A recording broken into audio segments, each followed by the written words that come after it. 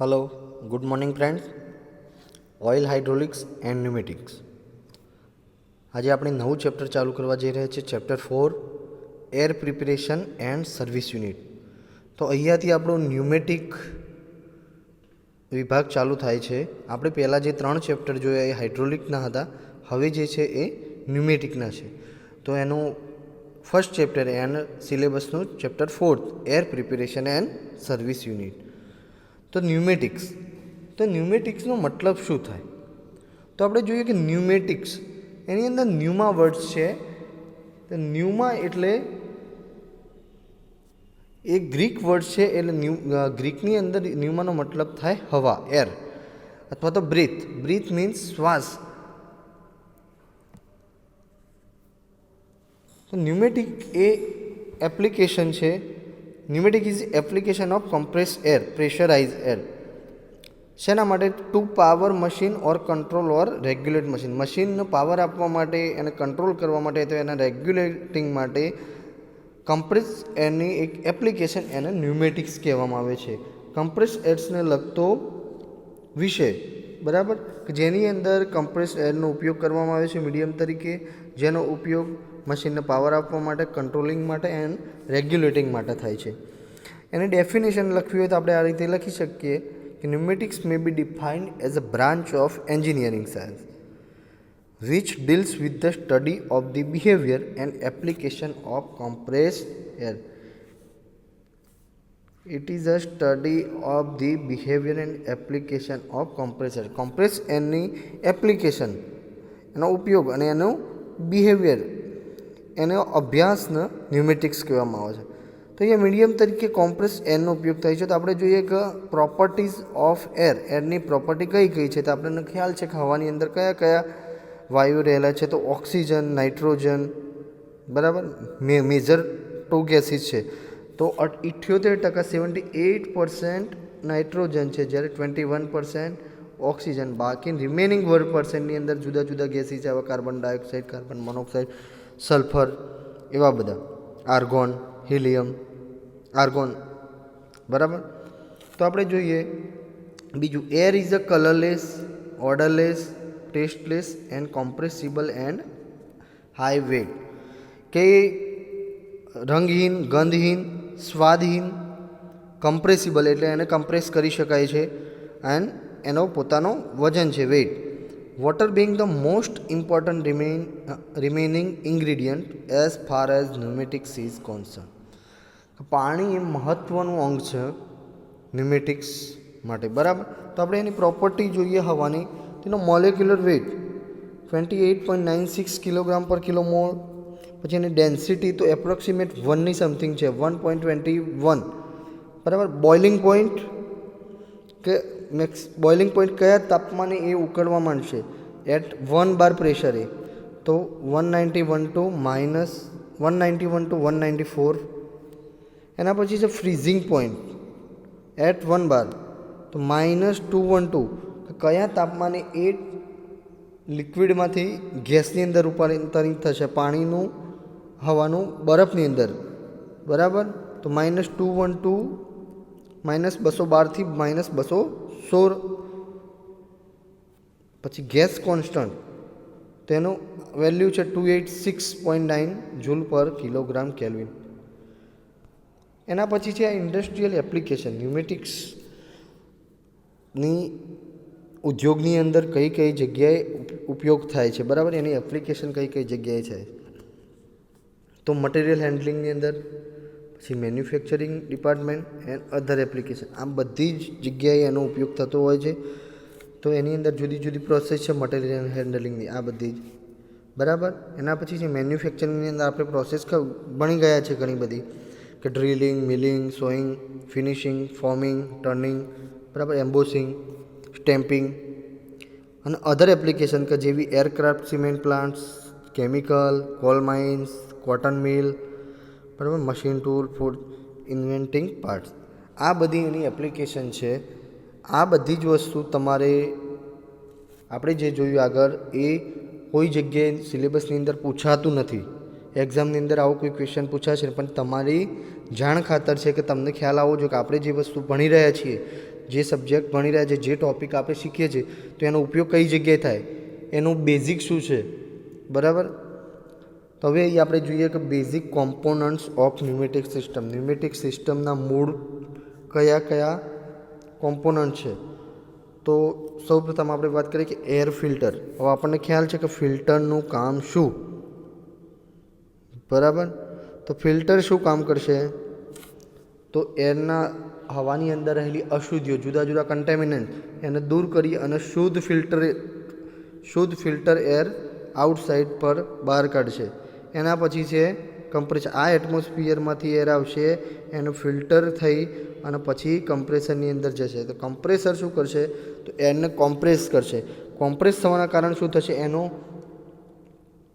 Compress થવાના કારણે એનું ટેમ્પરેચર ઇન્ક્રીઝ થવાનું. બીજું, કોમ્પ્રેસર શેના દ્વારા ઓપરેટ થશે, તો એ ઇલેક્ટ્રિકલી અથવા ડીઝલ ઓપરેટેડ હશે, બરાબર. Based on the requirement. આપણી રિક્વાયરમેન્ટ કઈ છે કમ્પ્રેસરની, એના પ્રમાણે કમ્પ્રેસરની કેપેસિટી લેવી. આપણે ખબર છે ઘણી વખત ટન ઉપર કમ્પ્રેસર આવતા હોય છે, સિંગલ ટન, 1 ટનનું, હાફ ટન, અડધા ટનનું, 1.5 ટનનું, 2 ટનનું, બરાબર. એસીની અંદર પણ આપણે કોમ્પ્રેસર જોયેલા છે. એની અંદર આપણે જોઈએ છે કે ભાઈ સિંગલ 1 ટનનું એસી છે, 1.5 ટનનું છે, 2. એક કોમ્પ્રેસરની કેપેસિટી બતાવે છે કે કોમ્પ્રેસ કરવાની, બરાબર.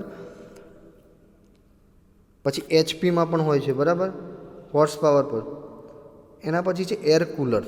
તો જેવું આપણે એરને કોમ્પ્રેસ કરશું, બરાબર, તો એનું વોલ્યુમ ડિક્રીઝ થવાનું અને ટેમ્પરેચર ઇન્ક્રીઝ થવાનું. Volume decrease and temperature increase, બરાબર.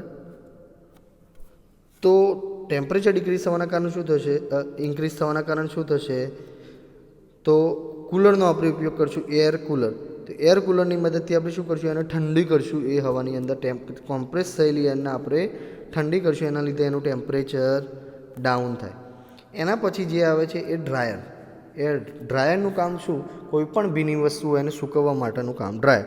હવે આ એર જે આપણે કોમ્પ્રેસ કરેલી છે એને શું કરી છે, કૂલ કરી, ઠંડી કરી. ઠંડી કરવાના લીધે શું થશે, એની અંદર વોટર પાર્ટિકલ્સ, વોટર વેપર અથવા મોઇશ્ચર, ભેજના પ્રમાણ થોડું ઘણા અંશે રહેવાના, એને હવાની અંદરથી સેપરેટ કરશે, દૂર કરશે અને ક્લીન ડ્રાય એર આપણને બહાર આપશે.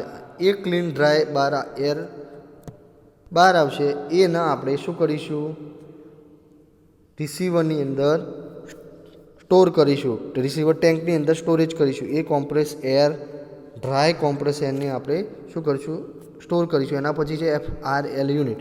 FRL means filter, regulator and lubricator. રેગ્યુલેટરની અંદર પ્રેશર રેગ્યુલેશન વાલ્વ ને બધું આવે છે. લ્યુબ્રિકેશનની અંદર લ્યુબ્રિકેટ કરવાનું કામ, અને ફિલ્ટરની અંદર ક્લિનિંગનું કામ. આ બધા જ કોમ્પોનન્ટ્સ આપણે ડિટેલની અંદર પાછળ જોવાના જ, પણ તો આપણે બેઝિક કોમ્પોનન્ટનું કામ શું એ જોઈ લઈએ. એના પછી છે કંટ્રોલ વાલ્વ. તો આપણે જોઈએ કે કંટ્રોલ વાલ્વનું કામ શું, તો એનું direction control, flow control, pressure control, આ બધું કામ એ કંટ્રોલ વાલ્વ કરશે. Actuator, air actuator. એક્ચ્યુએટરની અંદર શું આવે, તો સિલિન્ડર અને મોટર, 2 પ્રકારની વસ્તુઓ એની અંદર આવતી હોય છે. અહીંયા જોઈએ આપણે ડબલ એક્ટિંગ સિલિન્ડર બતાવેલું છે, મોટર. તો સિલિન્ડર એન્ડ મોટરનું કામ શું, તો obtain the required movements of mechanical element. Pneumatic સિસ્ટમની અંદર જે મિકેનિકલ એલિમેન્ટ આપવામાં આવેલા હોય એનું મૂવમેન્ટ કરાવવાનું કામ એ એર એક્ચ્યુએટરનું હોય છે. એના પછી છે ઇલેક્ટ્રિક મોટર. તો ટ્રાન્સફોર્મ્સ ઇલેક્ટ્રિક એનર્જી. મોટર શું કરશે, ઇલેક્ટ્રિક એનર્જીને મિકેનિકલ એનર્જીની અંદર ટ્રાન્સફોર્મ કરશે. ઇલેક્ટ્રિકલ એનર્જી એની જોડે હશે, એમાંથી મિકેનિકલ એનર્જીને ટ્રાન્સફોર્મ કરશે. It is use to drive the compressor. Compressor જે આપણે જોયું એનો ડ્રાઈવ શેના મદદથી થશે, તો મોટરની મદદથી કોમ્પ્રેસર ડ્રાઈવ થશે, બરાબર. એના પછી છે લાસ્ટ વન, રિસીવર ટેન્ક. એ આપણે જોયું કે કમ્પ્રેસર જ્યારે કોમ્પ્રેસરમાંથી બહાર આવશે એને સ્ટોર કઈ જગ્યાએ કરવાનું, રિસીવરની. આ હતા એ basic component of pneumatic system. કયું પહેલું, filter, compressor, cooler, dryer, air receiver tank, પછી કંટ્રોલ વાલ્વ, બરાબર. અરે કંટ્રોલ વાલ્વ એની અંદર આવશે pressure, flow and direction control. એના પછી આવશે એક્ચ્યુએટર્સ. એક્ચ્યુએટર્સ પછી આવશે મોટર પછી રિસીવર ટેન્ક. આટલા મેઇન કોમ્પોનન્ટ છે જે આપણે ડિટેલ્સની અંદર આ ચેપ્ટરની અંદર જોઈશું. આપણે હવે જોઈએ તો પહેલો કોમ્પોનન્ટ મેઇન કોમ્પોનન્ટ કમ્પ્રેસર.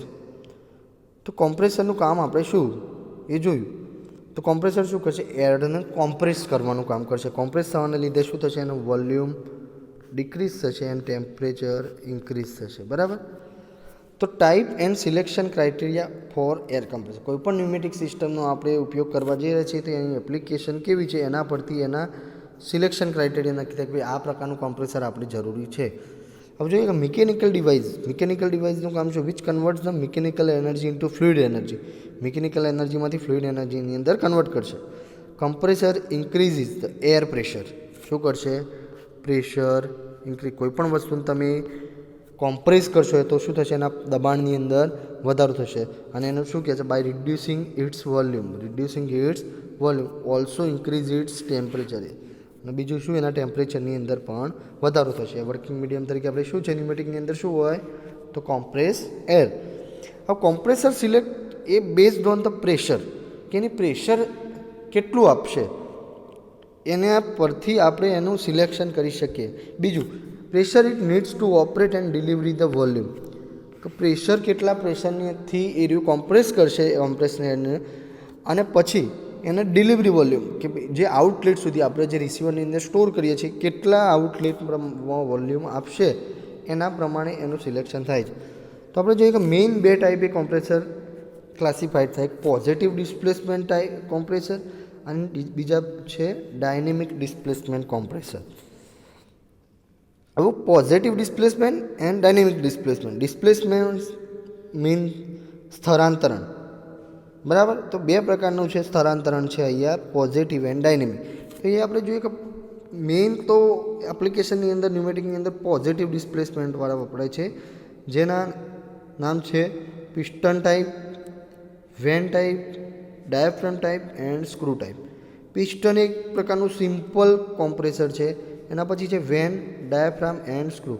આ બધા જ કોમ્પ્રેસર આના સિવાયના પણ કોમ્પ્રેસર આપણે ડિટેલ્સની અંદર એનું વર્કિંગ શું, કઈ રીતે વર્ક કરે, એપ્લિકેશન શું, એ બધું જ આપણે નેક્સ્ટ લેક્ચરની અંદર જોઈશું. Thank you friends.